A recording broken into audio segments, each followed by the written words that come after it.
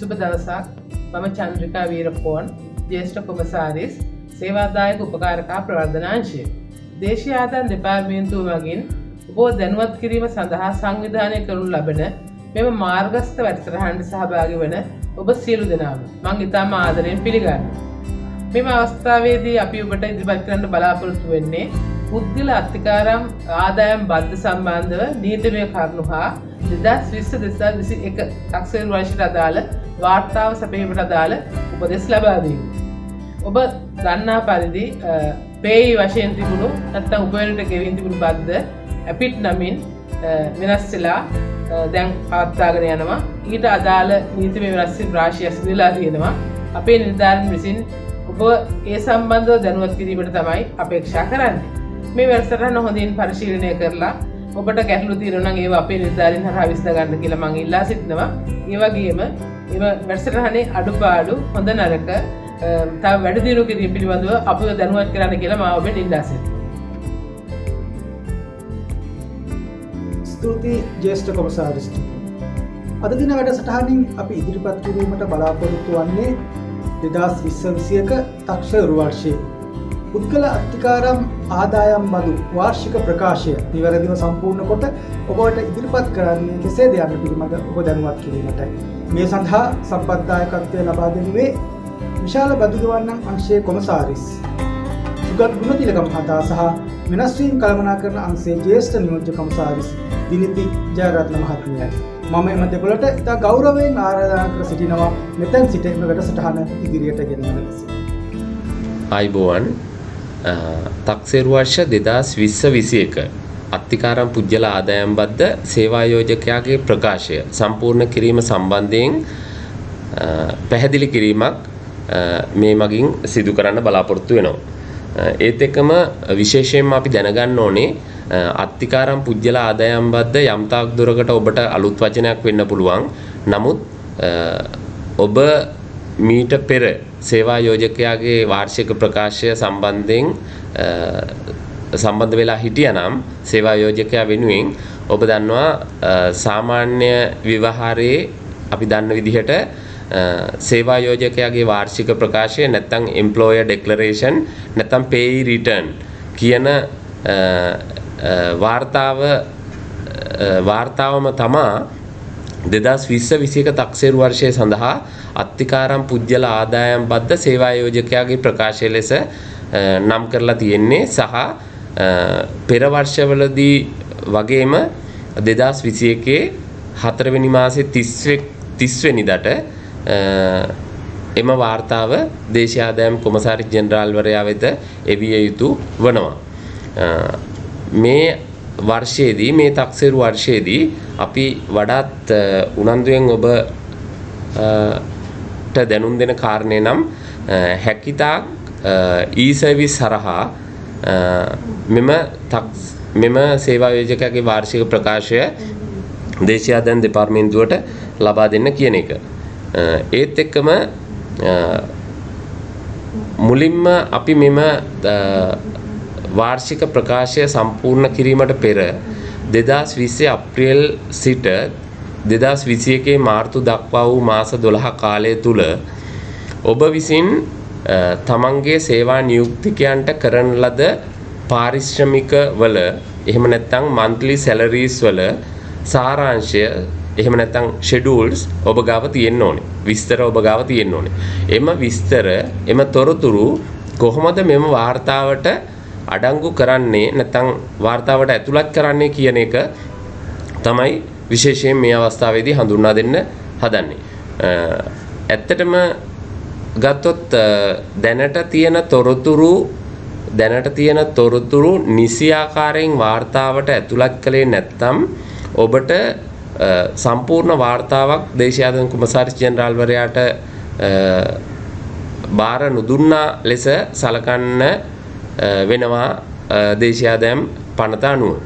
ඒ නිසා අපි යෝජනා කර සිටිනවා අනිවාර්යයෙන්ම හොඳින් මේ සම්බන්ධයෙන් නිකුත් කරලා තියෙන උපදේශ මාලාව නැත්නම් ඉන්ස්ට්‍රක්ෂන් අපේ වෙබ් අඩවියේ තියෙනවා. ඒ ඉන්ස්ට්‍රක්ෂන් හරියට ෆලෝ කරලා හොඳින් කියවලා තේරුම් අරගෙන මේ වාර්තාව සම්පූර්ණ කරන්න. ඒට අමතරව මෙම වීඩියෝව වැදගත් වෙන්න පුළුවන් මේ වාර්තාව සකස් කිරීම සම්බන්ධයෙන්. මුලින්ම බලමු තම සේවා නියුක්තිකයන් පිළිබඳව කැටගරයිසේෂන් එක කොහොමද කරගන්නේ කියලා. ඒ කියන්නේ පසුගිය වර්ෂය තුල තක්සේරු වර්ෂය තුල 2020-21 තමන්ගේ සේවා නියුක්තිකයන් කොයි ආකාරයෙන් සිටියාද ඔවුන්ට කොපමණ දල පාරිශ්‍රමිකයක් ගෙව්වාද කියන එක මත සහ ඇපිට් ටැක්ස් එක එහෙම නැත්නම් පුජ්‍යල අත්තිකාරම් පුජ්‍යල ආදායම් බද්ද අඩු කළාද කියන එක මත ඔබ සැපයිය යුතු උපලේඛන නැත්නම් ෂෙඩියුල්ස් තීරණය වෙනවා. ඒත් එක්කම වාර්තාව පිරවීමේදී ඒ කේජස් කොටස් සම්පූර්ණ කිරීම පිළිබඳව සම්පූර්ණ කිරීමට ඔබට සිදු වෙනවා. මුලින්ම තම සේවා නියුක්තිකයන් කොටස් දෙකකට වර්ග කරගන්න පුළුවන්. එකක් තමයි බදු අඩු කළ සේවා නියුක්තිකයන් සහ බදු අඩු නොකළ සේවා නියුක්තිකයන්. බදු අඩු කළ සේවා නියුක්තිකයන් නැවත කොටස් දෙකකට බෙදෙනවා. ප්‍රයිමරි එම්ප්ලොයිමන්ට් සහ සෙකන්ඩරි එම්ප්ලොයිමන්ට් කියලා. සේවා නියුක්තිකයන් විසින් තමන්ගේ සේවා නියුක්තිය ඔබ සේවා ආයෝජකයා වෙත සැපීමේදී ප්‍රයිමරි එම්ප්ලොයිමන්ට් එකක් විදිහට ලබා දෙනවාද එහෙම නැත්නම් ද්විතීයික සේවා නියුක්තිකයක් ලෙස ලබා දෙනවාද කියලා සේවා නියුක්තිකයා ප්‍රකාශයක් කළ යුතුයි. එම ප්‍රකාශය මත ප්‍රයිමරි එම්ප්ලොයි කෙනෙක්ද නැත්නම් සෙකන්ඩරි එම්ප්ලොයි කෙනෙක්ද කියලා එහෙම නැත්නම් ප්‍රාථමික සේවා නියුක්තිකෙක්ද ද්විතීයික සේවා නියුක්තිකෙක්ද යන්න තීරණය කරන්න වෙනවා.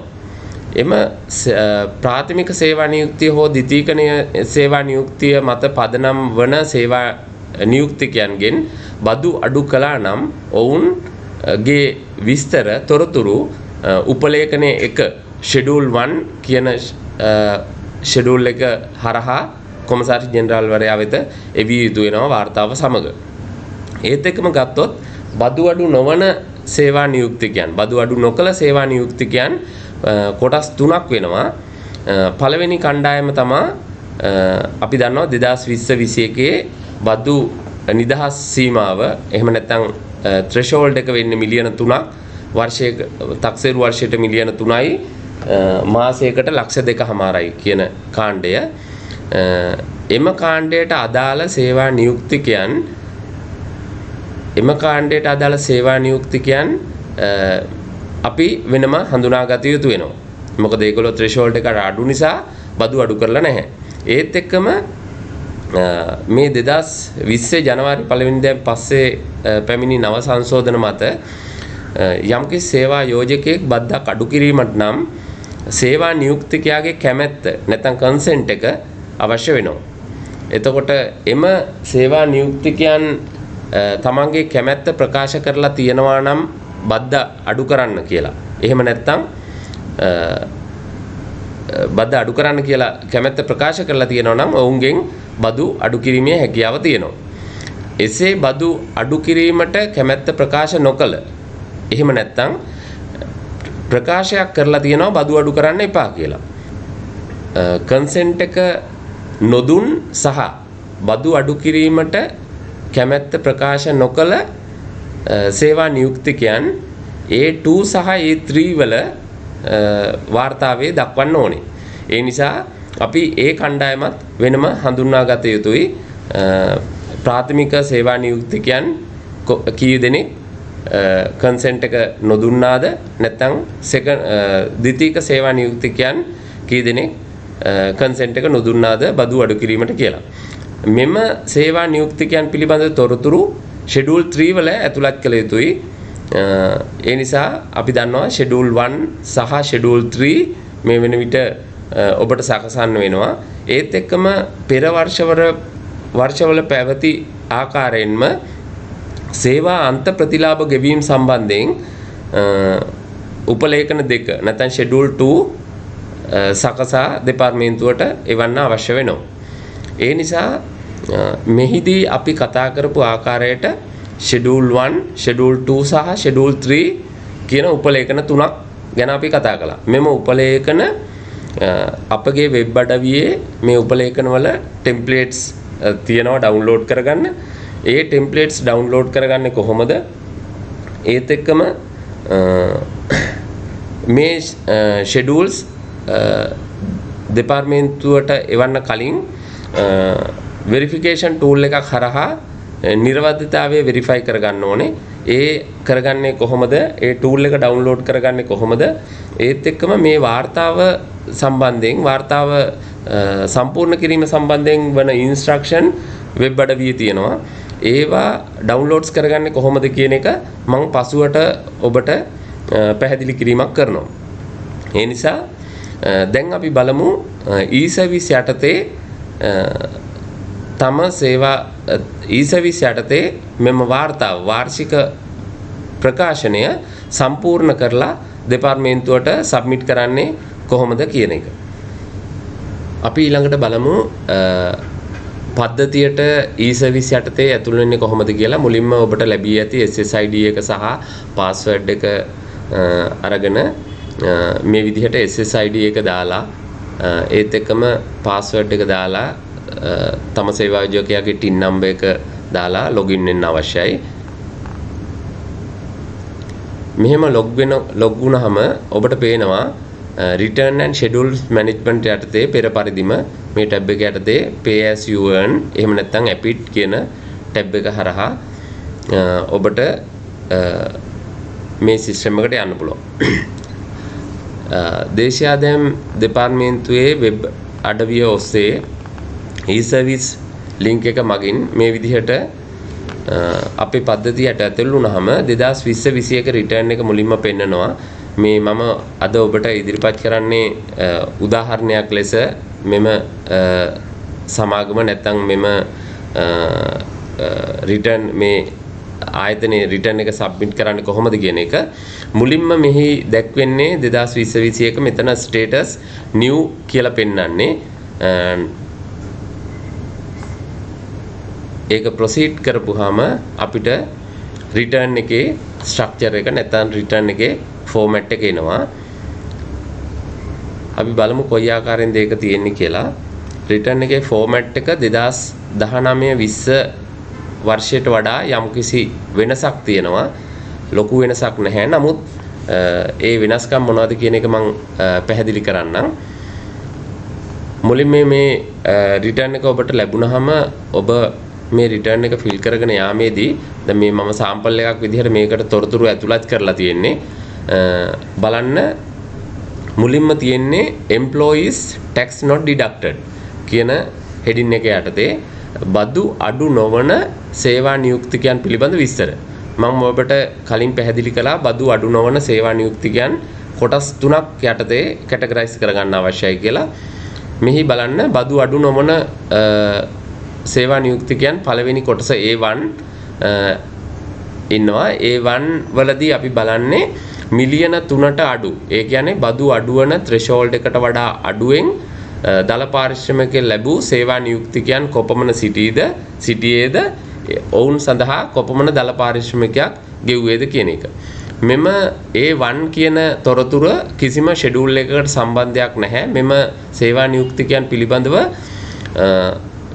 වැඩි තොරතුරු උපලේඛන හරහා දෙපාර්තමේන්තුවට එවිය යුතු වන්නේ නැහැ. මෙතන මෙම ස්ථානයේ ඒ තොරතුරු ඉදිරිපත් කිරීම පමණයි වෙන්නේ. ඒත් එක්කම ඔබ දන්නවා මේ ෂෙඩියුල් A2 සහ A3 මම කලින් පැහැදිලි කර ආකාරයටම ඊටාම වැදගත් තොරතුරු A2 සහ A3 වලින් ඔබ ලබා දෙන්නේ. ඒ නිසා මේ A2 සහ A3 වල තොරතුරු මම කිව්වා ෂෙඩියුල් 3 වලට සම්බන්ධ වෙනවා කියලා. ඒ කියන්නේ නැවත පැහැදිලි කරනවා නම් කෙටියෙන් බදු අඩු කිරීමට කැමැත්ත ප්‍රකාශ නොකළ ඒ කියන්නේ කන්සෙන්ට් එක නොදුන් සේවා නියුක්තිකයන් සහ බදු අඩු කිරීමට අකමැත්ත ප්‍රකාශ කරමින් කන්සෙන්ට් එක දුන්නු සේවා නියුක්තිකයන් මෙම A2 සහ A3 වල තොරතුරු ඇතුළත් කළ යුතුයි. A2 වල primary employeesලා A3 වල secondary employeesලා. ඔබට මේ සම්බන්ධයෙන් තොරතුරු තව වඩාත් පැහැදිලි කිරීමක් කරගන්න අවශ්‍ය නම් මේ ඉන්ෆර්මේෂන් නැත්නම් අයි සලකුණ ළඟට කර්සර් එක අරන් ගියාම ඔබට ඒ සම්බන්ධයෙන් එතන මොන තොරතුරුද ඇතුළත් කර යුතු වන්නේ කියලා පොඩි උපකාරක සේවාවක් ලැබෙනවා. ඒත් එක්කම මෙම බදු අඩු නොකරන සේවා නියුක්තිකයන් ඒ කියන්නේ කන්සෙන්ට් එක නොදුන්න සේවා නියුක්තිකයන් පිළිබඳ තොරතුරු අනිවාර්යයෙන්ම දෙපාර්තමේන්තුවට එවිය යුතු වෙනවා. මෙම ෂෙඩියුල් එක නැත්නම් මෙම තොරතුරු 2020 21 හෝ 2020 19 20 හෝ 18 19 ඊට පෙර තක්සේරු වර්ෂවලදී දෙපාර්තමේන්තුවට එව්වේ නැහැ. මොකද ඒ වර්ෂවලදී ඒ තක්සේරු වර්ෂවලදී සේවා යෝජකයාගේ වගකීමක් තමයි බදු අඩු වන threshold එකට ඉහළින් ඉන්න සෑම සේවා නියුක්තිකයෙකුගේම බද්ද අඩු කිරීම. නමුත් මේ 2020-21 තක්සේරු වර්ෂයේදී බද්ද අඩු කිරීමට නම් සේවා නියුක්තිකයාගේ කැමැත්ත මනාපය පළ කළ යුතු නිසා නමුත් කැමැත්ත ප්‍රකාශ නොකළ සේවා නියුක්තිකයන්ගේ තොරතුරු මේ ආකාරයෙන් දෙපාර්තමේන්තුවට එවිය යුතු වෙනවා කොමසාරිස් ජෙනරාල්තුමාගේ නිවේදන මත සහ පනතේ විධිවිධාන මත. ඒත් එක්කම මේකේ දෙවැනි වැදගත් කොටස වන්නේ බදු අඩුවන සේවා නියුක්තිකයන් පිළිබඳ තොරතුරු. බදු අඩුවන සේවා නියුක්තිකයනොත් මම කිව්ව ආකාරයට ප්‍රයිමරි එම්ප්ලොයිමන්ට් සහ සෙකන්ඩරි එම්ප්ලොයිමන්ට් කියලා කොටස් දෙකක් කියනවා. සේවා නියුක්තිකයන් තම සේවා නියුක්තිය ප්‍රාථමික සේවා නියුක්තියක් කියලා ඩෙක්ලරේෂන් එකක් දීලා තියෙනවා නම් ඔවුන් මේ රෝම ඉලක්කම් 1 සිට 4 දක්වා රේන්ජස් වලට අදාළව වෙන් කරලා තොරතුරු සම්පාදනය කළ යුතුයි. ඒත් එක්කම සෙකන්ඩරි එම්ප්ලොයිමන්ට් යටතේ ඔබ දන්නවා සේවා නියුක්තිකයන්ගේ threshold එක මත පදනම් වෙලා නෙමේ ඉදිරිපත් කළ යුත්තේ සම්පූර්ණ සෙකන්ඩරි එම්ප්ලොයිමන්ට් යටතේ බදු අඩු කළ සේවා නියුක්තිකයන් කී දෙනෙක් සිටියේද ඔවුන් සඳහා ගෙවූ දල පාරිශ්‍රමිකය සහ අඩු කළ බද්ද C කේජ් එකට අදාළ රෝ එකේ අදාළ කේජස් වල තොරතුරු සැපිය යුතුයි.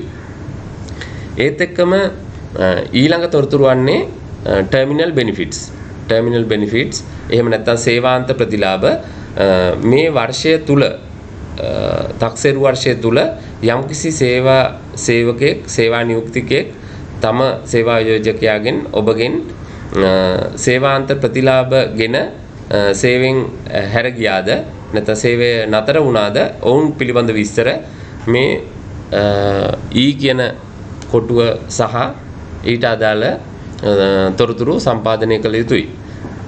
මෙම සේවාන්ත ප්‍රතිලාභ සම්බන්ධයෙන් ඔබ දන්නවා ෂෙඩියුල් 2 සැපිය යුතුයි. ෂෙඩියුල් 2 වල මේ සේවා අන්ත ප්‍රතිලාභ ලැබූ සේවා නියුක්තිකයන්ගේ සම්පූර්ණ විස්තර ඇතුළත් වෙනවා. ඒත් එක්කම බදු අඩු වුණා හෝ නොවුණා බදු අඩු කළ හෝ නොකළ සෑම සේවාන්ත ප්‍රතිලාභ ලැබූ සේවකයින්ගේ විස්තර මේ ෂෙඩියුල් 2 යටතේ උපලේඛන 2 යටතේ සැපිය යුතු වෙනවා. නමුත් උපලේඛන 1 යටතේ සැපිය යුතු වන්නේ බදු අඩු කළ සේවා නියුක්තිකයන් පිළිබඳ තොරතුරු පමණයි. මේ ආකාරයෙන් ඔබ මේ රිටර්න් එකේ තියෙන පළවෙනි කොටස එහෙම නැත්නම් අපි part 1 කියලා කියනවා. part 1 සම්පූර්ණ කළාට පස්සේ ඔබට next කියන බටන් එකෙන් ඊළඟ පිටුවට යන්න පුළුවන්. ඔබට පේනවා ඇත්තටම මේ රිටර්න් එකේ කොටස් කීපයක් තියෙනවා. දැන් අපි මේ active page එක විදිහට තියෙන part 1 ඊළඟට part 2 schedule 1 ඒ විදිහට ඉස්සරහට යන්න පුළුවන්. දැන් active page එක විදිහට තියෙන part 1 අපි next button එක click කරපුවාම දෙවන කොටසට එහෙම නැත්නම් part 2 වලට මේ part 2 open වෙනවා. අපි බලමු part 2 වල තියෙන තොරතුරු මොනවද කියලා ඔබ සම්පාදනය කළ යුතු තොරතුරු. විශේෂයෙන්ම මේ part 2 සම්බන්ධයෙන් ගත්තහම ඔබ දැනගන්න ඕනේ මෙතන තියෙන්නේ බදු අඩු කළ ප්‍රාථමික සහ ද්විතීයික සේවා නියුක්තිකයන් පිළිබඳ තොරතුරු තමයි මේ ABCD කොලම්ස් වල තියෙන්නේ. ඒත් එක්කම EFG කොලම් වල තියෙන්නේ සේවාන්ත ප්‍රතිලාභ ලැබූ සේවා නියුක්තිකයන් පිළිබඳ තොරතුරු. ඒ නිසා මෙම part 2 කොටසට බදු අඩු නොකළ සේවා නියුක්තිකයන්ගේ තොරතුරු සහ කන්සෙන්ට් එක නොදීම මත බදු අඩු නොකළ සේවා නියුක්තිකයන්ගේ තොරතුරු කිසිවක් ඇතුළත් වෙන්නේ නැහැ. ඒ නිසා බොහෝ දෙනෙකුට ප්‍රායෝගික ප්‍රශ්නයක් සහ ප්‍රශ්නයක් ඇති වෙන කොටසක් තමයි මේ exempt and excluded remuneration කියන ඒ කොලම් එක. ඒ කොලම් එකට බදු අඩු නොකළ සේවා නියුක්තිකයන්ගේ තොරතුරු නෙමෙයි ඇතුළත් කරන්නේ. බදු අඩු කළ සේවා නියුක්තිකයන් සිටීද ඔවුන් සඳහා යම්කිසි නිදහස් පාරිශ්‍රමිකයක් හෝ පනතින් ඉවත් කරන ලද පාරිශ්‍රමිකයක් ගෙව්වාද ඒ ගෙව්වා නම් එම මුදල් පිළිබඳ තොරතුරු පමණයි මෙම ඒ කියන කොලම් එකේ exempt excluded remuneration යටතේ සඳහන් වන්නේ. උදාහරණයක් ලෙස සැලකනවා නම් අපේ ඇක්ට් එකේ section 5.3 යටතේ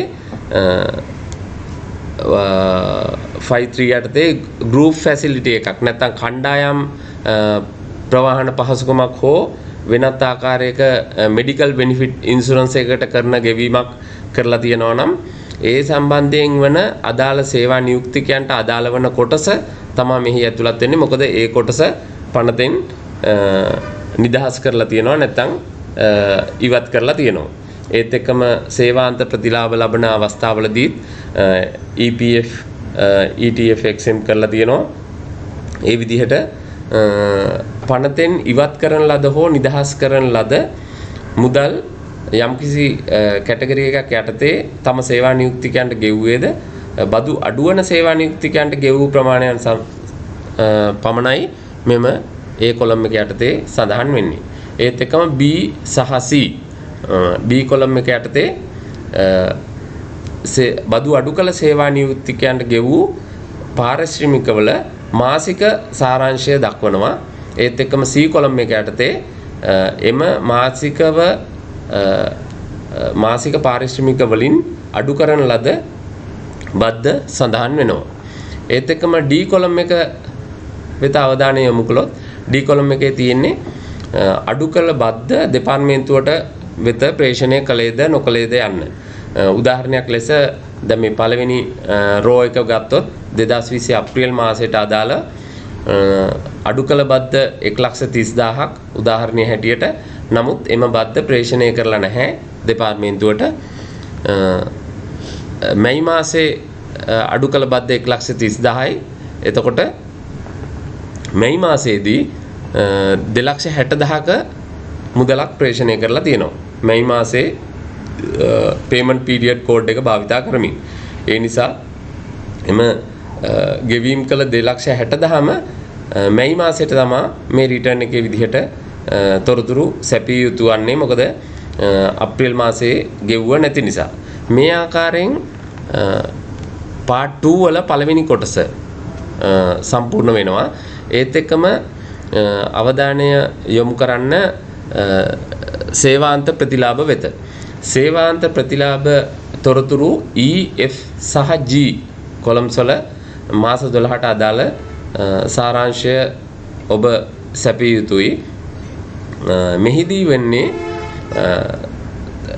සේවාන්ත ප්‍රතිලාභ රැගෙන තම සේවා නියුක්තිකයන් මේ වර්ෂය තුල මාසිකව ගත්තොත් මාසිකව තම මාසික සාරාංශයක් දක්වන්නේ මේ උදාහරණයේ හැටියට යම්කිසි සේවකයෙක් හෝ පිරිසක් 2020 දෙසැම්බර් මාසයේ සේවාන්ත ප්‍රතිලාභ ලැබලා තියෙනවා. ඔවුන්ගෙන් බද්දක් අඩු වෙලා නැහැ. ඒත් එක්කම 2021 මාර්තු මාසයේ සේවාන්ත ප්‍රතිලාභ ගෙවීමක් කරලා තියෙනවා. ඔවුන්ගෙන් ලක්ෂ 3ක බදු මුදල් අඩු වෙලා තියෙනවා. එම බදු මුදල් අඩුවීම දෙපාර්තමේන්තුවට ප්‍රේෂණය කළාද කියන එක මෙහිදී සඳහන් වෙලා නැහැ. ඒ නිසා අඩු කළ බද්ද යටතේ තියෙනවා payment made G කොලම් එකේ එහි සඳහන් වෙලා නැහැ. මේ ආකාරයෙන් part 2 සම්පූර්ණ කරලා ඔබට පේනවා මේ දැන් ඇක්ටිව් වෙලා තියෙන part 2 කොටස ඔබට ඊළඟ පිටුවට යන්න පුළුවන් ඊළඟ කොටසට යන්න පුළුවන් next button එකෙන් එහෙම නැත්නම් తాවකාලිකව ඔබ යම්කිසි ආකාරයක වෙනත් වෙලාවක මේ රිටර්න් එක සබ්මිට් කරන එක නැත්නම් සම්පූර්ණ කරන එක කරනවා නම් తాවකාලිකව සේව් කරලා සේව් ඩ්‍රාෆ්ට් කරලා විරලා මේක තියන්න පුළුවන් පසුව මෙතන මේ ස්ථානයේ ඉඳලා ඉදිරියට වැඩ කටයුතු ආරම්භ කරන්න. අපි next button එකෙන් යමු. ඊළඟට තියෙන්නේ schedule 1. දැන් active වෙලා තියෙන schedule 1 ඔබට පේනවා මෙතන. ඒත් එක්කම schedule 1 වල කොටස් දෙකක් තියෙනවා. ප්‍රධාන කොටස වන්නේ schedule 1 summary එක. schedule 1 වල අපි දන්නවා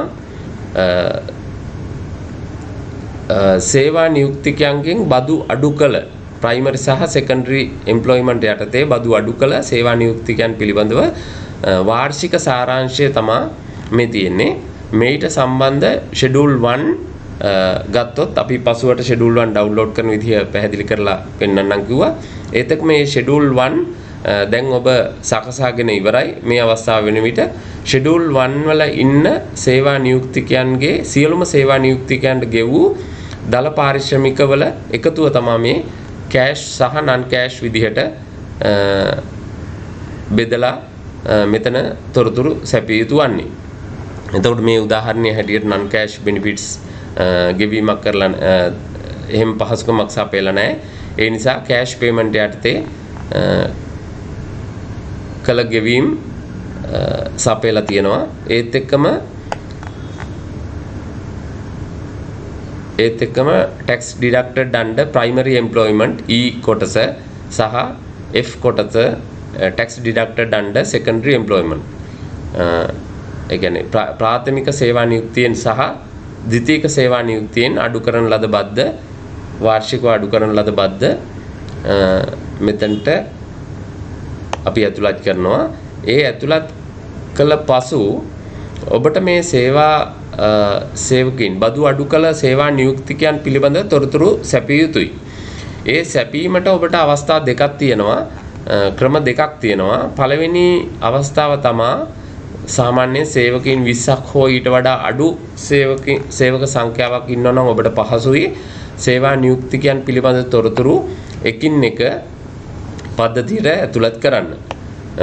ඒ පද්ධතියට ඇතුළත් කිරීමේදී සේවකින්ගේ පේෂීට් නම්බර් එක, සේවකින්ගේ නම, ඩෙසිග්නේෂන් සහ සේවකයා සේවාව ආරම්භ කළ දවසේ, කියන්නේ මේ තක්සේරු වර්ෂය තුල සේවකයාගේ සේවා ආරම්භය සහ අවසන් වීම, තක්සේරු වර්ෂයේ මුල සහ අග දින දෙක අතර දින දෙකක් විය යුතුයි. ඒත් එක්කම ඔවුන්ට ගෙවූ මුදල් ප්‍රතිලාභ, මුදල් මූල්‍ය නොවන ප්‍රතිලාභ සහ අඩු කරන ලද බද්ද පිළිබඳ විස්තරත්, ජාතක හැඳුනුම්පත ආදී වැදගත් තොරතුරු මෙහි සම්පාදනය කළ යුතුයි. මෙහෙම සපයන තොරතුරු මේ විදිහට සැපයුවේ නම් ඔබට මේ details of rapid schedule 1 කියන මේ grid එක තුල මේ ඇතුළත් කරන තොරතුරු සාරාංශගත වෙනවා පද්ධතිය මගින්. ඔබට එහි නිරවද්‍යතාවය පරීක්ෂා කර ගැනීමට හැකියාවක් තියෙනවා. යම්කිසි ආකාරයක සේවා නියුක්තිකයන් සංඛ්‍යාව විශාල ප්‍රමාණයක් ඉන්නවා නම් මේ විදිහට එකින් එක තොරතුරු පද්ධතියට ඇතුළත් කිරීම ඉතාම දුෂ්කර කාර්යයක්. ඒ නිසා තමයි අපි schedule template එකක් දීලා ඒ schedule එක පද්ධතියට ඇතුළත් කරන්න පහසුකම සලසලා තියෙන්නේ. එතකොට ඔබ තෝරාගත යුතුයි මේ upload rapid schedule 1 data කියන එක මේ විදිහට. ඔබ මේ තෝරා ගැනීම මත schedule එක upload කරන්න තෝරාගත්තොත් ඔබට පේනවා document type එක schedule, sub document type එක schedule 1. මොකද අපි schedule 1 summary එකේ ඉන්නේ. schedule 1 summary එකේ ඉන්නේ. ඒ නිසා අපිට file එක select කරගත යුතුයි. මේ වන විට schedule 1 එක ඔබ සකසලා verification tool එකෙන් verify කරලා ඔබගේ පරිගණකයේ යම්කිසි ස්ථානයක තියලා තියන්න ඕනේ. එම තියෙන ලිපිගොනුව නැත්නම් මේ CSV convert කරපු file එක schedule 1 එක තමයි මෙතනට attach කරන්නේ. උදාහරණයක් ලෙස මම ගත්තොත් මේ schedule එක දැන් ඇතුළත් කරලා තියෙන්නේ. මම නැවත schedule එක මේ තනින් ඉවත් කරලා schedule එක delete කරා. මම ඔබට පෙන්නන්න schedule 1 එක අප්ලෝඩ් කරන්නේ කොහොමද කියලා මේ schedule 1 එක මගේ desktop එකේ මේ folder එකේ තියෙනවා. මේ තියෙන්නේ schedule 1 original version 1 කියන නම යටතේ තියෙන schedule එක. මම schedule 1 එක මේ විදිහට ඇතුළත් කරනවා. ඒ ඇතුළත් කරපු schedule එක මේ විදිහට මෙතන ඔබට පේනවා. මොන හරි වැරදි schedule එකක් අප්ලෝඩ් වුණා නම් ඔබට පුළුවන් අවශ්‍ය නම් remove කරලා නිවැරදි schedule එක නැවත අප්ලෝඩ් කරන්න. අපි බලමු schedule 1 එකකින් පස්සේ next button එක භාවිතා කරලා ඊළඟට අපිට සැපිය යුතු වන්නේ මොන තොරතුරුද කියලා. ඔබට පේනවා මේ grid එකේ schedule 2 දැන් active වෙලා තියෙන්නේ. schedule 2 කියන්නේ terminal benefits.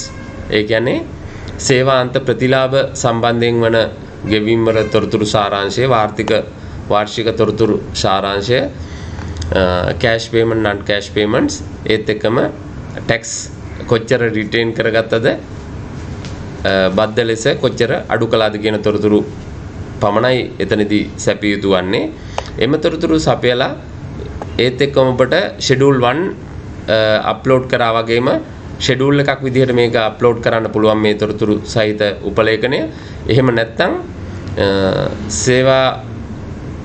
සේවක සංඛ්‍යාව නැත්නම් සේවා නියුක්තිකයන් සංඛ්‍යාව ඉතා අඩු ගාණක් සිටී නම් එකින් එක සේවාන්ත ප්‍රතිලාභ ලැබූ සේවකයින්ගේ විස්තර මේ විදිහට කලින් මම පැහැදිලි කරපු ආකාරයටම ඇතුළත් කරන්න පුළුවන්. මම මේ අවස්ථාවේදීත් schedule 2 ලෙස සකසා ගන්නා ලද verify කරන ලද schedule එක අප්ලෝඩ් කරලා තියෙනවා. අපි බලමු ඊළඟට schedule 2 එකෙන් පස්සේ ඇතුළත් කළ යුතු වන්නේ මොකක්ද කියලා.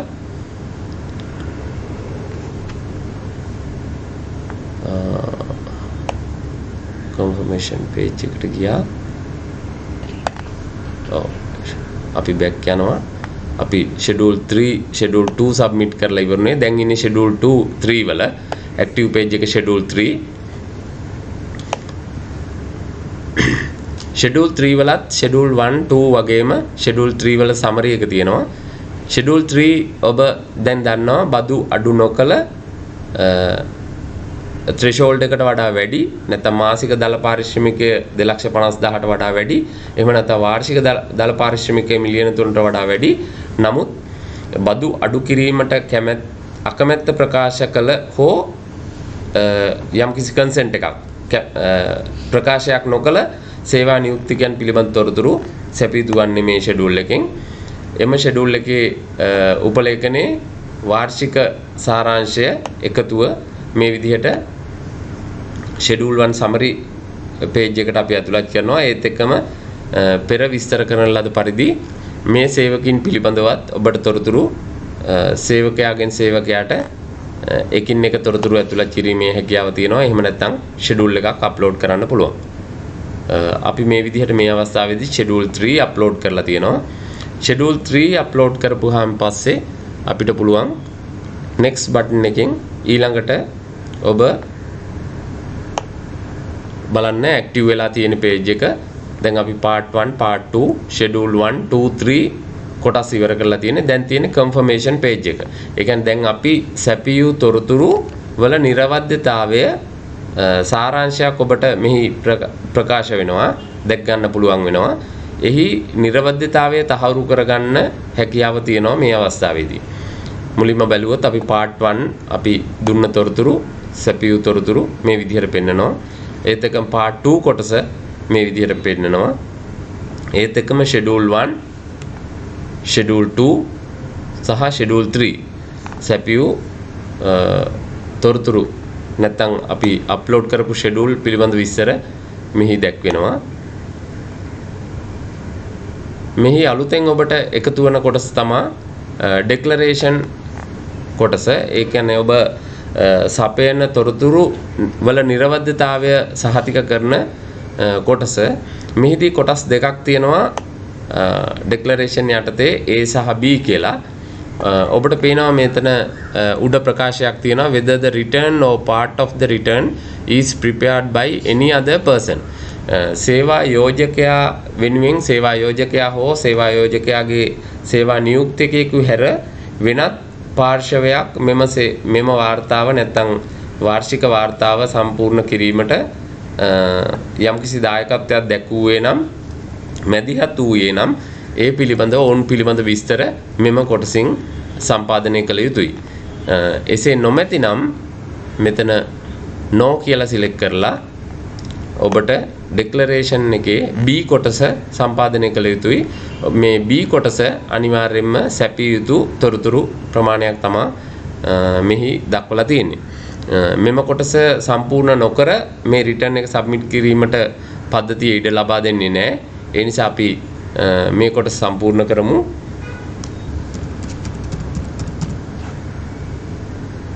මේ නිවැරදි තොරතුරු නෙමෙයි මම සම්පාදනය කරන්නේ උදාහරණයක් නිසා.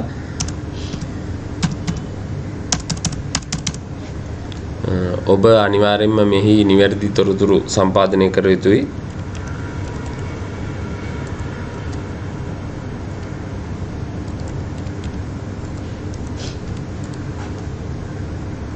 NIC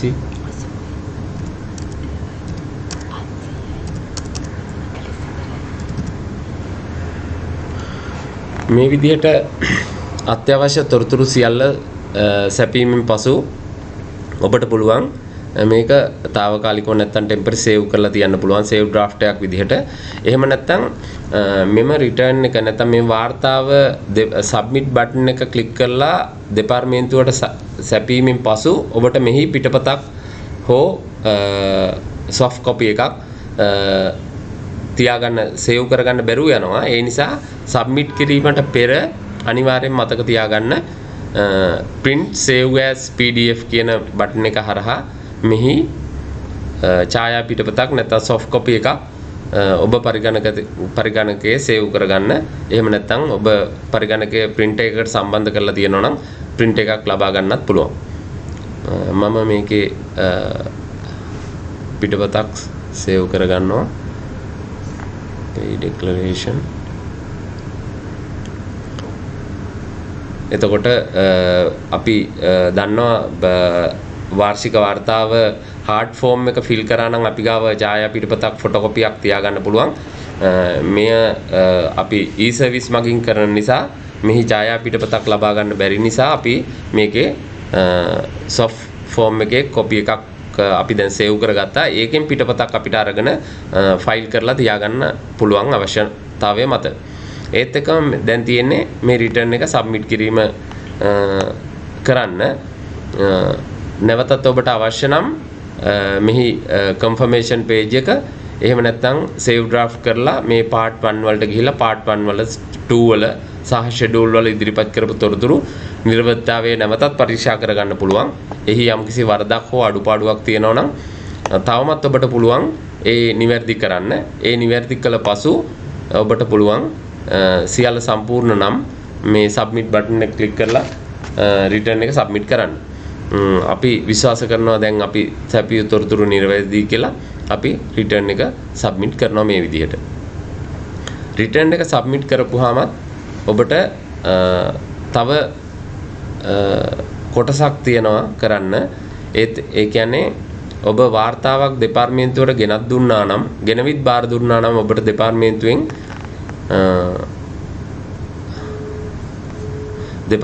ලැබෙනවා acknowledgement එකක්. return එක බාරගත්තා කියන එක.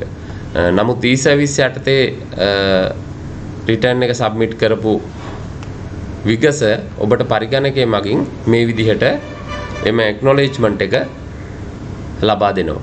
ඔබට පුළුවන් මේ දැන් ඉන්නේ ඔබ active වෙලා තියෙන acknowledgement page එක. ඒ කියන්නේ ඔබට acknowledgement එක system එකෙන්ම පද්ධතියෙන්ම නිකුත් කරලා තියෙන්නේ. ඔබගේ ආයතනයේ විස්තර සහ ඔබ ලබා දුන් වාර්තාවේ අඩංගු කොටස් මෙහි ඇතුළත් වෙනවා. annual statement of employer APIT ඒත් එක්කම schedule තුනම සැපයලා තියෙනවා. මෙහි පිටපතක් ඔබට මම පෙර විස්තර කළ පරිදිම පරිගණකයේ සේව් කරගන්න පුළුවන් නැත්නම් print එකක් ලබා ගන්න පුළුවන්.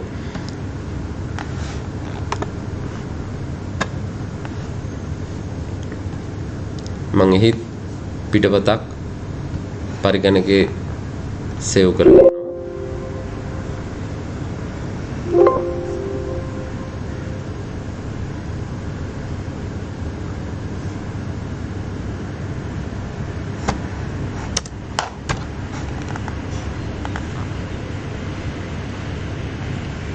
පරිගණකයේ සේව් කරගන්නවා.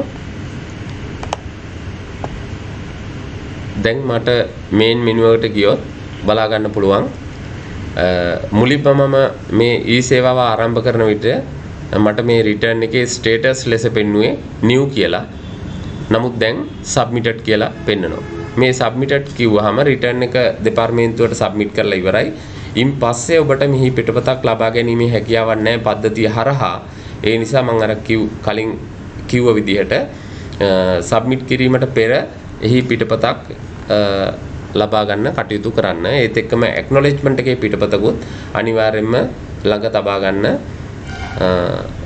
දෙපාර්තමේන්තුවට e-සර්විස් යටතේ e-සේවාව යටතේ වාර්තාව සැපයූ බවට සහතික කරමින්.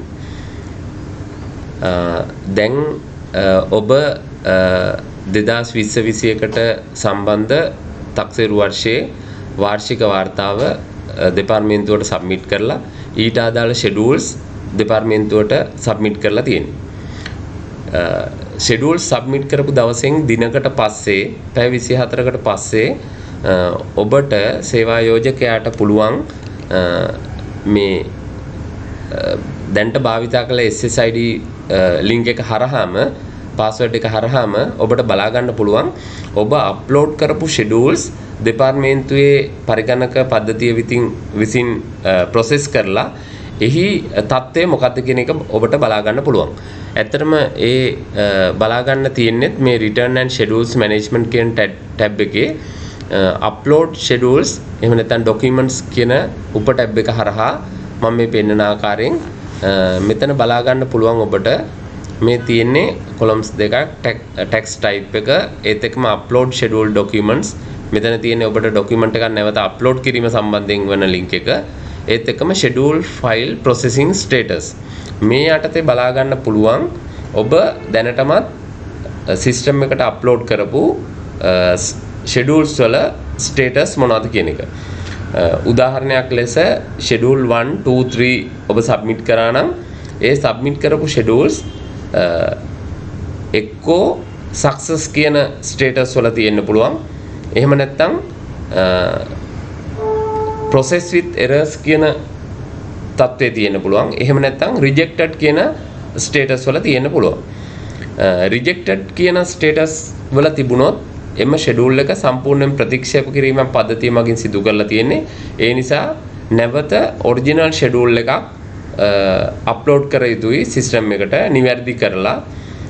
නමුත් ඒ දෙවන වතාවට අප්ලෝඩ් කරන schedule එක original version 1 කියන schedule එක ලෙස නම් කරන්න ඕනේ. ඒ කියන්නේ file name එක version 2 වෙන්න ඕනේ. නමුත් original version 2 reject කරපු අවස්ථාවවලදී පමණක්.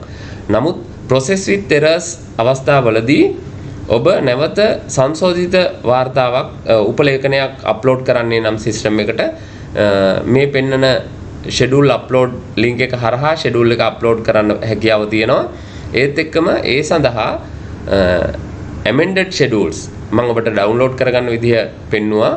ඒ ඩවුන්ලෝඩ් කරගන්න විදිහ පෙන්නපු විදිහට ඩවුන්ලෝඩ් කරගත්ත amended schedule template එක භාවිතා කරලා සංශෝධිත උපලේඛනය දෙපාර්තමේන්තුවට නැවත පද්ධතියට අප්ලෝඩ් කරන්න පහසුකම ඔබට තියෙනවා. ඒ වගේම මෙහිදී ඔබට මම පෙන්නන්නම් schedule අප්ලෝඩ් කරන්නේ කොහොමද කියලා. ඔබට සංශෝධිත schedule එකක් හෝ schedule එකක් අප්ලෝඩ් කරන්නේ period code එක 2021 ලෙස සඳහන් කරනවා. මේ මගින් පෙර වර්ෂවල සංශෝධිත උපලේඛන අප්ලෝඩ් කිරීමේ හැකියාවක් තියෙනවා. මේ විදිහට schedule එක මොකක්ද schedules ඒ විදිහටම තියෙනවා. APIT schedule 3 ඔබ සැපිය යුත්තේ schedule 3 නම් schedule 3 ලෙසත් නැත්නම් pay APIT schedule 2 pay APIT schedule 1 ඔබට සිලෙක්ට් කරගන්න පුළුවන්. amended schedule එකක් ඔබ අප්ලෝඩ් කරන්නේ නම් pay APIT schedule 1 amended ඒ නිසි sub document type එක සිලෙක්ට් කරලා ඔබ මෙතනින් ෂෙඩියුල් එක අප්ලෝඩ් කරගැනීමේ හැකියාව තියෙනවා. මෙමගින් ඔබට දෙපාර්තමේන්තුවට පැමිණ තමන් අප්ලෝඩ් කරපු ෂෙඩියුල් එකේ වැරදි තියෙන්නේ මොනවද, නිවැරදි ෂෙඩියුල් එකක් අප්ලෝඩ් කරගන්න අවශ්‍යද කියන තොරතුරු හෝ දෙපාර්තමේන්තුවෙන් නැවත දන්වනතුරු සිටීමේ අවශ්‍යතාවයක් නැහැ. තමන් අප්ලෝඩ් කරපු ෂෙඩියුල් එකේ තියෙන යම්කිසි වැරදක් අඩුපාඩුවක් තියෙනවා නම් නැත්නම් සංශෝධිත විය යුතු තැනක් තියෙනවා නම් සංශෝධිත උපලේඛනය නැත්නම් ෂෙඩියුල් එක අප්ලෝඩ් කර ගැනීමේ හැකියාව සහ එහි නිර්වදිතතාවය බලා ගැනීමේ හැකියාව මෙම පහසුකම යටතේ ඔබට සැපෙනවා. දැන් ඔබට මම කලින් ප්‍රකාශ කරද්දී නැත්නම් වාර්තාව සම්පූර්ණ කිරීමේදී මම ඔබට කිව්වා අපේ වෙබ් අඩවිය හරහා ලබා ගන්න පුළුවන් පහසුකම් මොනවද? ෂෙඩියුල්ස් ඩවුන්ලෝඩ් කරගන්න, ඒත් එක්කම ඉන්ස්ට්‍රක්ෂන් ඩවුන්ලෝඩ් කරගන්න වෙබ් අඩවියේ කොහොමද ඒ ටික කරගන්නේ කියලා මම ඒ සම්බන්ධයෙන් කෙටි පැහැදිලි කිරීමක් කරන්නම්. මේ තියෙන අපේ දේශීය ආදායම් වෙබ් අඩවිය www.ire.gov.lk. මෙම වෙබ් අඩවියේ මුලින්ම අපි බලමු මේ වාර්තාව සම්පූර්ණ කිරීම සම්බන්ධයෙන් ඉන්ස්ට්‍රක්ෂන් කොහෙද තියෙන්නේ කියලා බලන්න. ඩවුන්ලෝඩ්ස් යටතේ forms and returns සිලෙක්ට් කරපුවාම මේ යටතේ තියෙනවා other tax returns වල තියෙනවා payee advance personal income tax EPIT කියලා. ඒක ඕපන් කරලා බලන්න. ඒ යටතේ මේ අවසානයේ තියෙනවා instruction to complete annual statement of employer and schedules. අපි මේ මගින් විස්තර කරන්න බලාපොරොත්තු වුණ හැම විස්තරයක්ම කෙටියෙන් පැහැදිලිව සඳහන් කරලා තියෙනවා මේ ඉන්ස්ට්‍රක්ෂන්ස් වල. ඒ නිසා සියලුම සේවා යෝජකයන් නැත්නම් ගණකාධිකාරීවරුන් මෙම වාර්තාව සැපීමට පෙර මේ ඉන්ස්ට්‍රක්ෂන් හොඳින් කියවා තේරුම් ගන්නා ලෙස ඉල්ලා සිටිනවා. ඒත් එක්කම මෙතන forms and returns යටතේ advance personal income tax යටතේ primary employment declaration, secondary employment declaration වල sample එකක් දීලා තියෙනවා. ඒත් එක්කම ඔබ විසින් සේවා නියුක්තිකයාට ලබා දිය යුතු T10 සහතික පත්‍රය, T10 certificate එකේ sample එකක් මෙතන ඔබට දක්වලා තියෙනවා. එය ඩවුන්ලෝඩ් කරගෙන ඒ සේවා නියුක්තිකයන්ට බදු අඩුවන සේවා නියුක්තිකයන්ට සැපිය හැකියි. ඒත් එක්කම මම ඔබට පෙන්නන්නම් මම කිව්වා schedule templates download කරගන්න පුළුවන් කියලා. schedule templates download කරගන්නේ කොහොමද බලන්න. මේ downloads යටතේම schedules යටතේ other taxes payee නැත්නම් EPIT යටතේ මෙහි කොටස් 3කට schedules තියෙනවා. ඒක ඉතා වැදගත්. අපි දැන් 2020-21 තක්සේරු වර්ෂයේ උපලේඛන සම්බන්ධයෙන් කතා කරන නිසා 2020 අප්‍රේල් මාසයේ 1 වෙනිදා සිට බලපැවැත්වෙන උපලේඛන තමයි අපි ඩවුන්ලෝඩ් කරගන්න අවශ්‍ය වන්නේ. ඒත් එක්කම ඔබට පේනවා 2018 අප්‍රේල් මාසයේ සිට 2020 මාර්තු 31 වෙනිදා වනකම්, ඒ කියන්නේ 2019-20 තක්සේරු වර්ෂය දක්වා 18-19 සිට 19-20 තක්සේරු වර්ෂය සඳහා අවශ්‍ය වන උපලේඛන මෙහි සඳහන් කරලා තියෙනවා, ඇතුළත් කරලා තියෙනවා. ඒත් එක්කම 2017-18 දක්වා අවශ්‍ය වන උපලේඛන මෙහි සඳහන් කරලා තියෙනවා. ඒ නිසා දැන් ඔබ schedules download කරගත යුතු වන්නේ නැත්නම් සම්පාදනය කරගත යුතු වන්නේ පෙර වර්ෂයකට අදාළ වුවත් පෙර වර්ෂයට අදාළ templates දැන්ටමත් ඔබ download කරගන්නලා ඔබ පරිගණකයේ හෝ යම්කිසි තැනක තියෙන්න පුළුවන්. නමුත් එම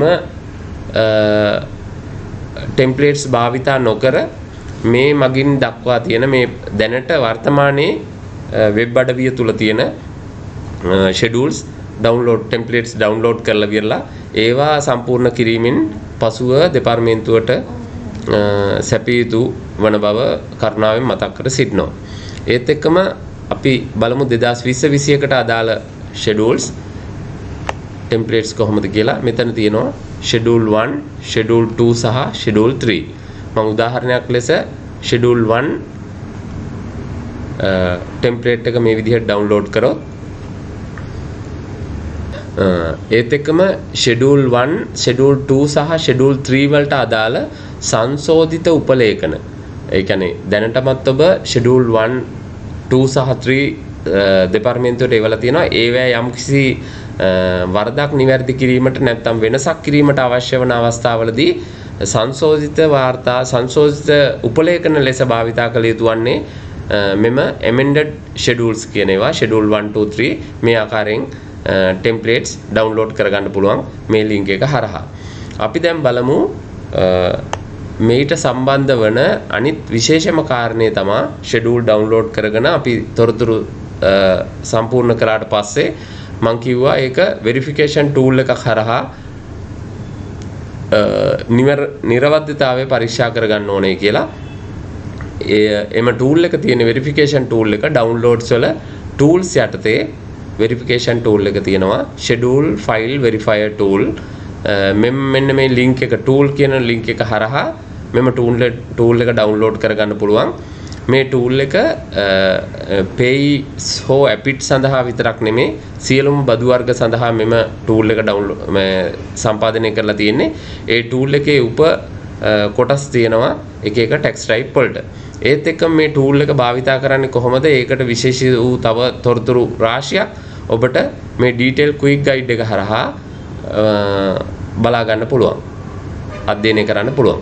ඒ නිසා මෙම tool එක download කරගන්න. දැනට තියෙන latest version එක 5.7 version එක. ඒ version එක download කරගන්න. විශේෂයෙන් තව දෙයක් මතක් කරන්න ඕනේ 2020-21 තක්සේරු වර්ෂයට පෙර තක්සේරු වර්ෂවල උපලේඛන verify කිරීමේ අවශ්‍යතාවය සඳහා මෙම නව අලුතෙන් හඳුන්වා දීලා තියෙන version 5.7 version එක tool එක භාවිතා කරන්න කියලා ඔබගෙන් ඉල්ලා සිටිනවා. දැන් මම ඔබට පෙන්වන්නේ උදාහරණයක් ලෙස අපි දැන් schedule download කරගන්න විදිය පෙන්නුවා. මේ ඔබ දකින්නේ අපි download කරගත්ත schedule 1 template එක. ඒ template එකට යම්කිසි ආකාරයක schedule 1 එකට අදාළ තොරතුරු ඇතුළත් කරපු උපලේඛනයක්. ඔබ දකිනවා 2020-21ට පෙර පැවති schedule 1 එකේ format එකමයි මෙහි තියෙන්නේ. විශේෂත්වය සහ විශේෂයෙන් කිව යුතු කරුණක් වන්නේ මෙහි employment from date to date කියන එක. ඒත් එක්කම ඒ සඳහන් වෙන්නේ තක්සේරු වර්ෂය තුල දින දෙකක් විය යුතුයි. ඒ කියන්නේ තක්සේරු වර්ෂය ආරම්භ වන දිනය සහ අවසාන වන දිනය ඇතුළත්ව ඒ දින දෙක අතර දිනයක් තමා මෙහි සඳහන් විය යුත්තේ විශේෂයෙන්ම. ඒත් එක්කම cash payment non cash payment ඒ සියල්ල පෙර වර්ෂවල තිබුණු ආකාරයෙන්මයි මේ values තියෙන columns වල නැත්නම් pages වල values නැති අවස්ථාවලදී බිඳුව නැත්නම් 0 ලකුණු කර යුතුයි. ඒත් එක්කම සේවා නියුක්තිකයාගේ ජාතික හැඳුනුම්පත් අංකය හෝ පාස්පෝර්ට් ගමන් බලපත්‍ර විදේශ ගමන් බලපත්‍ර අංකය දෙකෙන් එකක් අනිවාර්යෙන් ඇතුළත් කළ යුතුයි. ඒත් එක්කම තවත් වැදගත් කාරණයක් වන්නේ employee team. ඇත්තටම මේ employee team යටතේ තම සේවා නියුක්තිකයාට දේශීය දෙපාර්තමේන්තුව තුල ආරම්භ කරන ලද බදු ලිපිගුණාවක් තිබේ නම් පමණක් එම ලිපිගුණ අංකය සේවා යෝජකයා වන ඔබ දන්නේ නම් මෙහි ඇතුළත් කළ යුතුයි.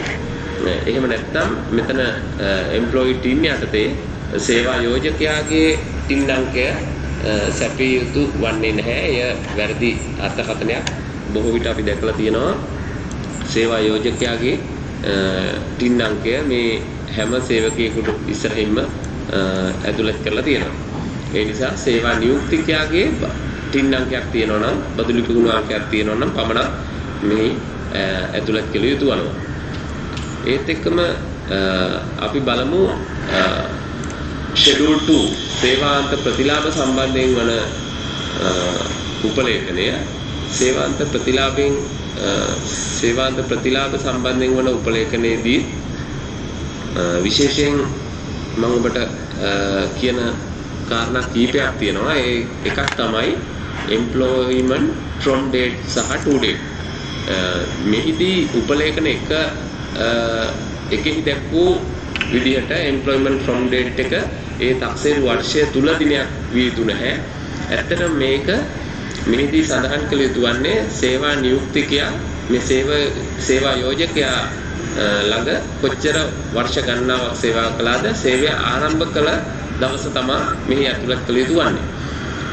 ඒ කියන්නේ උදාහරණයක් ලෙස ගන්නවා නම් මේ පළවෙනි සේවා නියුක්තිකයා 2010 සේවාව ආරම්භ කරලා තියෙන්නේ 2010 අප්‍රේල් මාසේ පළවෙනිදා. ඒත් එක්කම දෙවන සේවා නියුක්තිකයා 2000 වර්ෂයේ 5 වෙනි මාසේ පළවෙනිදා. එම සේවා නියුක්තිකයා සේවාව ආරම්භ කළ දිනය ඇත්ත දිනේ තමයි මෙතන සඳහන් වන්නේ. ඒත් එක්කම සේවා යෝජකයා සේවාව අවසන් කළ දිනය මෙහි සඳහන් වෙනවා. එම දිනය තක්සේරු වර්ෂයේ තුල දිනයක් විය යුතුයි අනිවාර්යෙන්ම. මොකද තක්සේරු වර්ෂයේ තුල සේවාව අවසන් කළ සේවා නියුක්තිකයන් පිළිබඳ තොරතුරු මෙම උපලේඛනයේ සඳහන් වන නිසා. ඒත් එක්කම අනිත් තොරතුරු benefits පිළිබඳව cash benefit non cash benefit ඒ සම්බන්ධයෙන් තොරතුරු ඇතුළත් කළ යුතුයි. යම්කිසි ආකාරයක කොමසාරිස් ජෙනරාල් වරයාගේ නියෝග මත යම්කිසි ගෙවන ලද සේවාන්ත ප්‍රතිලාභ වලින් යම්කිසි බදු මුදලක් රඳවා තබා ගත්තේද එම රඳවා තබාගත් මුදල total retain කොලම් එකේ සඳහන් කළ යුතුයි. නමුත් මෙය බදු අඩු කිරීම කළ මුදල නෙමේ. බදු අඩු කළ මුදල තියෙන්නේ මේ M කොලම් එකේ tax deducted යටතේ බදු අඩු කළ ඇත්ත බදු අවසාන වශයෙන් බදු අඩු කළ මුදල tax deducted යටතේ සැපිය යුතුයි. තොරතුරු සැපිය යුතුයි. ඒත් එක්කම යම් සේවා නියුක්තිකයෙකුට සේවාන්ත ප්‍රතිලාභ ගෙවීමෙන් පසු දින 90ක කාලයක් සැපේනවා. දින 90ක් තුල දෙපාර්තමේන්තුව වෙත පැමිණ ඒ සඳහා ක්ලියරන්ස් එකක් එහෙම නැත්නම් ඩිරෙක්ෂන් එකක් ලබා ගත යුතුයි. එහෙම ඩිරෙක්ෂන් එක ලබා ගත්තේ නැත්නම් ගෙනවෙත් දුන්නේ නැත්නම් පමණක් සේවා යෝජකයා එම මාස 3 සම්පූර්ණ වූ පසු වහාම එම රඳවාගත් බදු මුදල ටැක්ස් රිටේන් කරපු බදු මුදල දේශීය ආදායම් දෙපාර්තමේන්තුව වෙත ප්‍රේෂණය කරන්න ඕනේ. ඒ නිසා දින 90 සම්පූර්ණ නොවූ සහ ඒ සම්පූර්ණ නොවූ දින 90 තුල ඩිරෙක්ෂන් එක තාමත් ලබා නොදුන් සේවකයින්ගේ සේවාන්ත ප්‍රතිලාභ ගෙවූ සේවකයින්ගේ විස්තර මෙම අදාළ අපි කතා කරන තක්සේරු වර්ෂයේ ෂෙඩියුල් 2 වල සඳහන් නොවිය යුතුයි. මොකද එම සේවා නියුක්තිකයන්ට තව දින 90 කාලයක් තිබෙනවා නම් එම කාලය තුල සැපේන තොරතුරු පමණක් මෙම ෂෙඩියුල් 2 වලට ඇතුළත් කළ යුතු නිසා.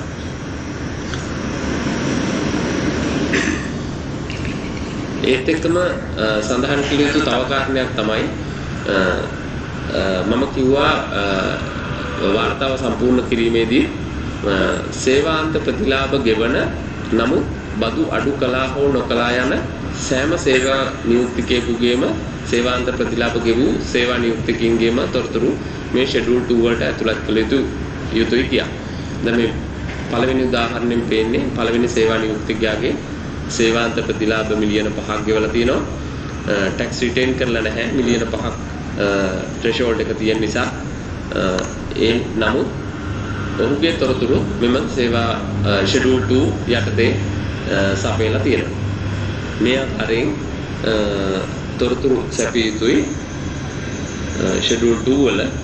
ඒත් එක්කම එම රඳවාගත් බදු මුදල් දෙපාර්තමේන්තුවට ප්‍රේෂණය කළේ නම් date of payment යටතේ එම තොරතුරු සැපිය යුතුයි. අපි බලමු ෂෙඩියුල් 3 යටතේ සැපිය යුතු තොරතුරු මොනවද කියලා. මේ තියෙන්නේ වෙබ් අඩවියෙන් ඩවුන්ලෝඩ් කරගන්න ලද ෂෙඩියුල් 3 වල ටෙම්ප්ලේට් එක.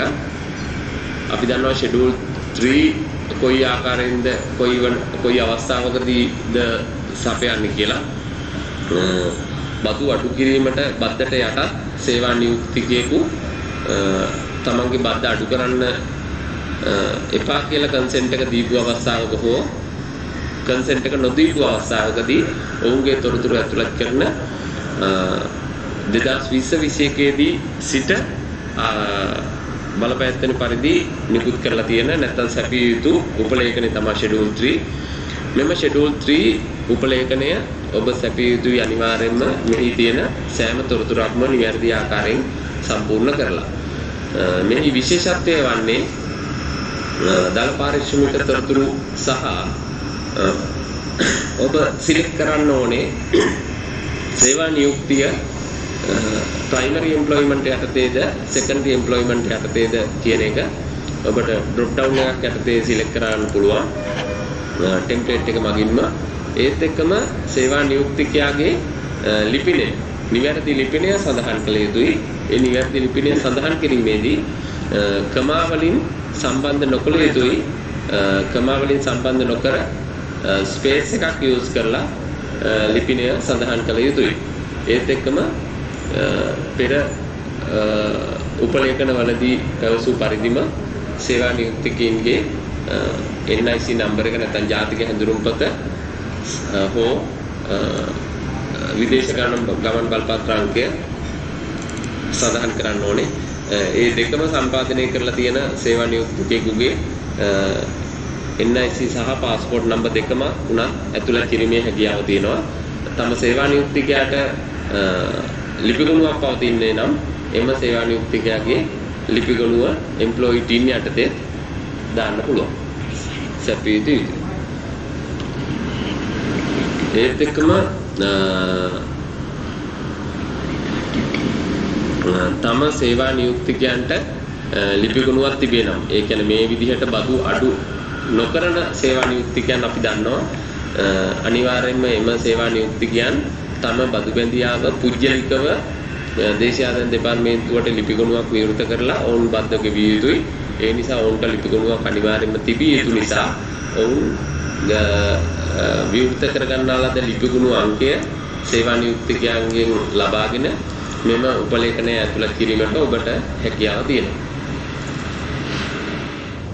අපි බලාපොරොත්තු වෙනවා මෙම වැඩසටහන ඔස්සේ ඔබ යම්කිසි දැනීමක් ලබා ගත්තයි කියලා.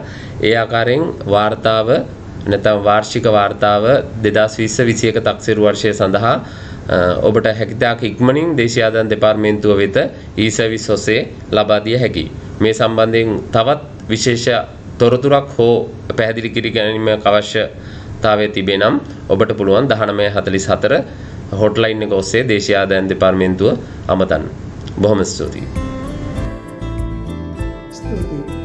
අප විසින් අද දින ඔබට ගෙන්වනු ලැබුවේ උපයනට ගෙවීමේ බද්ද නැත්නම් අධිකාර පුජ්‍යල ආදායම් බද්ද පිළිබඳ වාර්තාව නිවැරදිව පුරවා කෙසේද එය අප ආයතන වෙත ඉදිරිපත් කරන්න යන පිළිබඳ වැඩමුළුවයි. මේ සඳහා මුලින්ම ඔබ සහභාගී ඔබ සියලු දෙනාටම අපගේ ස්තුතිය දෙපාර්තමේන්තුව සහ බදු සේවා අංශය වෙනුවෙන් පිරිනමන අතර අපි මුලින්ම මේ වැඩසටහන සංවිධානය කර ගැනීමේදී එය මෙහෙයවීමට සහභාගී වූ විශාල ආදායම් බදු ගණන්ගේ අංශයේ කොමසාරිස් සුදත් ගුරුතිලක මහතාට අපගේ අංශය වෙනුවෙන් විශේෂ ස්තුතිය ප්‍රකාශ කරන්න කැමැතියි. එමෙන්න මෙවැනි වැඩසටහන් සංවිධානය කිරීමේදී දේශීය ආදායම් කොමසාරිස් ජෙනරාල් HMWC බණ්ඩාර මැතිතුමා අපට නිරතුරු උපදෙස් ලබා දෙනු ලබනවා. ඒත් එක්කම අප අංශභාර නියෝජ්‍ය කොමසාරිස් ජෙනරාල් SSD විරසේකර මැතිතුමා එමෙන්න අප අංශය භාරව සිටින ජ්‍යෙෂ්ඨ කොමසාරිස් කන්දිට වීරකෝන් මැතිණියත් අපි ඉතා ගෞරවයෙන් මේ අවස්ථාවේදී සිහිපත් කරනවා. එමෙන්න මේ වැඩසටහන් මෙහෙයවීම සඳහා අප අංශය බදු උපකාරක හා සේවා ප්‍රවර්ධන අංශයේ කොමසාරිස් චන්ද්‍රානි මහත්මියත් මේ අවස්ථාවේදී තා ඕනෑකමින් සිහිපත් කරනවා සහ ස්තුතිය ප්‍රකාශ කර සිටිනවා. එමෙන්ම අප දෙපාර්තමේන්තු සහ අංශය වෙනුවෙන් මේ සීලු කටයුතු සංවිධානය කිරීමේදී තොරතුරු තාක්ෂණය සම්බන්ධ සේවා සැපයූ අප අංශයේ සේවය නියුතු කළමනාකරණ සේවා නිලධාරී නිරෝධ ප්‍රේමසිරි මහතාටත් අංශයේ සියලුම නිලධාරී මහත්ම මහත්මීන්ටත් විශේෂ ස්තුතිය ප්‍රකාශ කරන අතර ඉදිරියේදී මෙවැනි වැඩසටහන් මෙහෙයවීමට අප බලාපොරොත්තු වෙනවා. ඔබට අදාළ මේ අද දින අපි සිදු කරන ලද ඉදිරිපත් කිරීම සම්බන්ධ යම්කිසි ගැටලුවක් ඇත්නම් අපගේ 1944 යන හොට්ලයින් එක අමතා ඔබගේ ගැටලු ඉදිරිපත් කරන ලෙසත් ඒවට නිසි පිළිතුරු ලබා ගන්නා ලෙසත් ඉතාමත් කැමින් දැනුම් දෙනවා. තවත් මෙවැනි වැඩසටහනකින් ඉදිරියේදී හමුවීමේ බලාපොරොත්තු ඇතුළු මම සමුගන්නවා. ඔබ සැමට ස්තුතියි.